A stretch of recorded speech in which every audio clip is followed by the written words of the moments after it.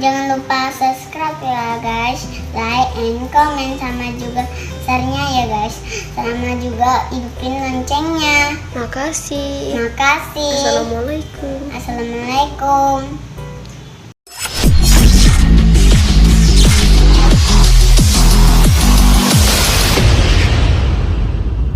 Bismillahirrahmanirrahim. Assalamualaikum warahmatullahi wabarakatuh. Bismillah, alhamdulillah, wassalatu wassalamu ala rasulillah Muhammad bin Abdullah wa man tabi'ahuda, amma ba'du. Puji syukur milik Allah SWT. Salat dan salam semoga senantiasa tercurah terlimpah kepada kekasih kita Rasulullah Muhammad sallallahu alaihi wasallam. Saat ini banyak orang kemana-mana mencari pengobatan terhadap penyakit. Banyak orang mencari alternatif bagaimana mengobati penyakit-penyakitnya, menyembuhkan penyakit-penyakitnya, terutama penyakit fisik.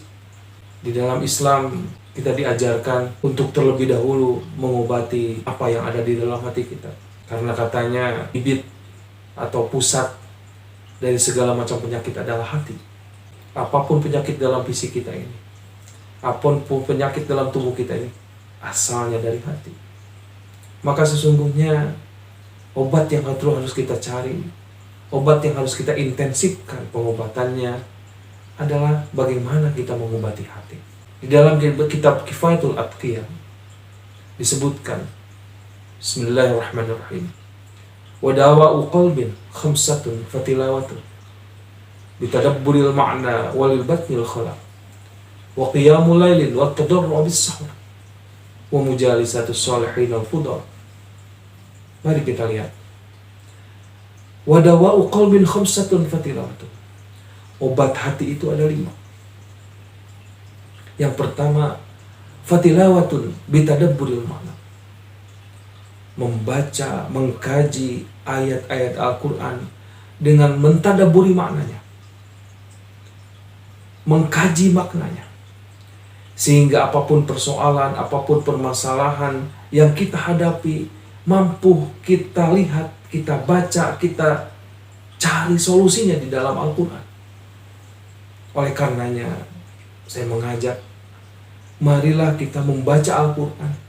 Bukan hanya sekedar membaca, tapi betul-betul dilengkapi dengan memaknai, mengkaji maknanya, mencari solusi-solusi yang ada di dalam Al-Quran. Karena seluruh persoalan hidup, semuanya ada di dalam Al-Quran, solusi-solusinya. Itu yang pertama. Yang kedua, walil batnil khalaq. Perut yang dikosongkan, perut yang kosong. Dalam hal ini maksudnya adalah rajin-rajinlah kita saum, berpuasa. Puasa sunat yang sudah diajarkan oleh Rasulullah SAW. Apakah itu Senin Kemis, atau puasa Daud, atau puasa-puasa lainnya. Karena dengan saum ini kita akan melatih seluruh tubuh kita ini agar terhindar dari segala macam penyakit. Medis sudah membuktikan itu, bahwa saum Ramadan justru akan menambah vitalitas tubuh kita, akan menambah kesehatan tubuh kita. Demikian juga saum sunat. Saum ini akan mengobati hati kita dari kesombongan. Karena dengan saum kita akan lebih peduli kepada orang-orang yang lebih membutuhkan, yang mungkin makannya tidak seperti kita 3 kali sehari. Bisa jadi makannya 3 hari sekali. Oleh karenanya, dengan saum ini kita mengobati hati kita agar kita punya kepedulian sosial terhadap sesama, sehingga hati kita ini lebih empati, lebih simpati kepada orang lain, kepada sesama kita. Walil batnil khalaq. Yang ketiga, wa qiyamul lailin.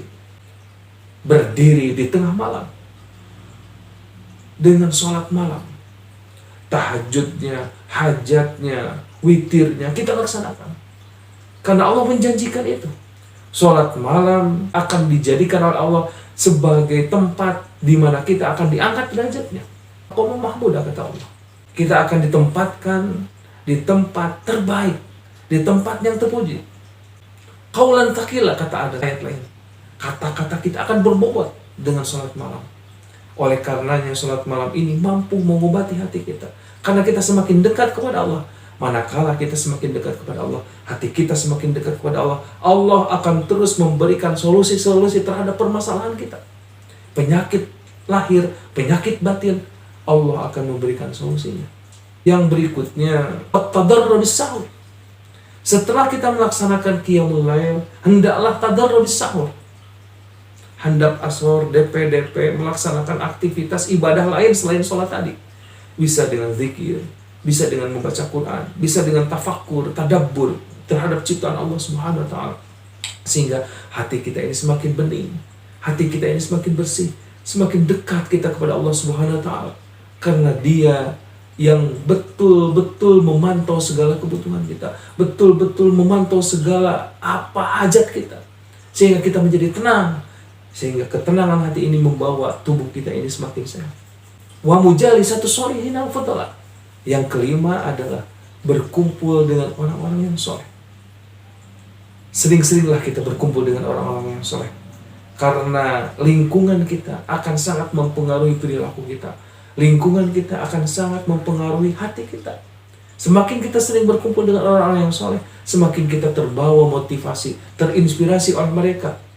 Untuk seperti mereka. Untuk melakukan kebaikan demi kebaikan seperti yang mereka akan lakukan.